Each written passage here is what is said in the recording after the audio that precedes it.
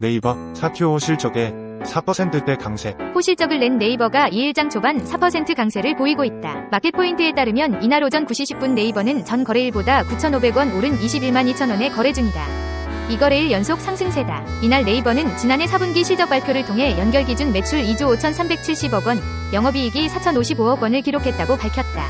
전년 동기 대비 각각 11.7%, 20.5% 증가했다. 또 영업이익이 시장 기대치를 소폭 웃돌기도 했다. 최수연 네이버 대표는 2023년은 어려운 대내외 환경 속에서도 견조한 매출 성장률을 만들어내고 신중한 비용 집행을 통한 수익성 강화를 위해 노력했던 한 해였다며 올해에도 네이버는 AI와 데이터를 기반으로 검색, 커머스 등 핵심 사업의 경쟁력 강화에 역량을 집중할 것이라고 말했다. 미국의 지역은행 뉴욕 커뮤니티 뱅코프의 주가가 전날 40% 가까이 폭락한 데 이어 1일 장중 10% 넘게 급락세를 이어가면서 상업용 부동산발 은행권 위기 우려가 확산하고 있다. 상업용 부동산 대출 부실화가 미 은행들의 실적 악화로 이어지고 있다는 분석이 나오는 가운데 일본과 유럽에서도 실적 악화를 발표한 은행들의 주가가 급격히 떨어지고 있다. 이날 뉴욕 증시에서 NYCB 주식은 오전 11시 42분께 기준으로 전날보다 12.6% 급락한 5.66달러에 거래됐다. NYCB는 전날 37.6% 폭락한 데 이어 이틀째 두 자릿수대 내림세를 기록하면서 10달러대였던 주가는 이틀 새 반토막 수준으로 떨어졌다. 대출 부실화에 대비해 대규모 대손 충당금을 쌓으면서 작년 4분기 예상치 못한 순손실을 기록한 데다 배당금의 대폭 삭감을 예고한 게 투자자들의 우려를 키웠다. 신용평가사 무디스는 전날 NYCB를 신용등급 하향 조정 검토 대상에 올려 투기 등급으로의 등급 하향을 예고했다.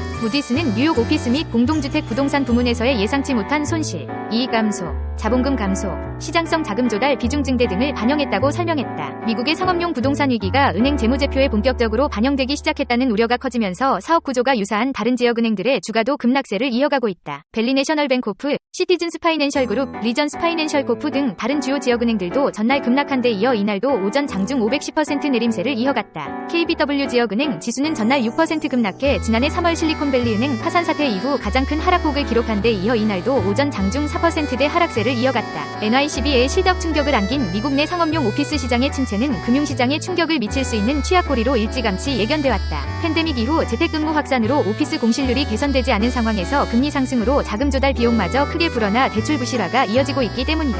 데이터 회사 트랩에 따르면 지난달 은행 대출과 부동산단 보증권으로 전환된 대출의 연체율은 6%로 팬데믹 이전의 1% 미만에 비해 급등한 상태다. 지난해 SVB 사태의 경우 금리 급등으로 촉발된 예상치 못한 은행의 유동성 위기가 배경이 됐다면 NYCB 주가 급락은 예견된 대출 부실화 확대가 원인이 됐다고 볼 수 있는 지점이다. 앞서 NYCB 자회사는 지난해 파산한 시그니처은행의 대출 자산 일부를 인수하며 몸집을 불린 바 있다. 한편 상업용 부동산 대출 부실화에 따른 은행권 실적 부진 소식은 일본과 유럽으로도 확산하고 있다. 일본의 아오조라 은행은 미국 상업용 부동산 관련 대출 손실로 실적 악화가 예상된다고 밝히면서 전날 도쿄 증시에서 주가가 20% 넘게 급락하며 하한가를 기록했다. 독일의 도이체방크도 작년 4분기 미국 부동산 관련 손실 충당금을 1억 2,300만 유로로 1년 전보다 4배로 많이 쌓았다고 발표했다. 상업용 부동산 대출 부실화에 따른 은행권 영향은 앞으로 지속해서 나타날 수 있다는 경고도 나온다. 엘리자베스 듀크 전 연방준비제도 이사는 블룸버그 인터뷰에서 NYCB는 자산 규모가 1천억 달러를 넘어섰기 때문에 이번 실적 발표부터 더 강력한 감독 규제를 적용받게 됐다며 자본금 이슈라기보다 대출 자산의 질 이슈로 보인다라고 말했다. 이어 누군가 이게 전부다라고 말할 때 실상은 전부가 아닐 가능성이 크다며 신용 이슈는 유동성 이슈보다 천천히 드러나기 때문이라고 덧붙였다. 정부가 이달 중순 경기업 밸류업 방안을 발표한다. 지난해 일본 도쿄 증권거래소가 도입한 방법을 벤치마킹해 기업들이 스스로 주가 부양책을 내도록 한다는 취지다. 실제로 코리아 디스카운트가 해소된다면 국민연금 가입자당 1,000만 원 이상의 가치상승 혜택을 얻을 수 있다는 분석도 나왔다. 이를 최상목 부총리 겸 기획재정부 장관은 서울 명동은행회관에서 비상거시금융회의를 열고 기업 스스로 기업가치 제고 노력을 하도록 기업 밸류업 구체적 방안을 이달 중 발표하겠다고 밝혔다. 최 부총리는 우리 증시의 고질적 문제로 지적된 저평가 현상 지속되고 있어 근본적 제도 개선 필요한 상황이라며 주주 가치를 제고하고 공정한 시장 질서를 확립하고 수요 기반을 확충하는 세 가지 축으로 대응하겠다고 밝혔다. 이날 최 부총리가 밝힌 방안은 자산 총액 5천억 원 이상인 상장사가 의무적으로 작성해야 하는 기업 지배구조 보고서에 기업 가치 제고 계획을 기재하도록 하는 내용이다. 한편 영국 행동주의 펀드 펠리서 캐피탈이 국민연금 측에 코리아 디스카운트를 해소해 한국 주식이 일본이나 아시아 신흥국 정도로 주가 순자산 비율이 재평가받으면 국민연금의 국내 주식 투자액을 감안할 때 수급자 1인당 1,200만 1,500만 원의 가치 상승을 얻을 수 있다는 내용의 서한을 지난달 18일 보낸 것으로 확인됐다. 펠리서 캐피탈은 과거 삼성물산과 제일모직의 합병을 반대했던 엘리엇 매니지먼트 출신이 설립한 영국계 행동주의 펀드다. 지난해 12월에도 삼성물산에 주주 제안을 보냈었다. 매일경제가 단독 입수한 서한 내용에 따르면 펠리서 캐피탈은 일본의 증시 부양책을 한국이 적극적으로 청구해야 할 필요가 있다고 강조했다.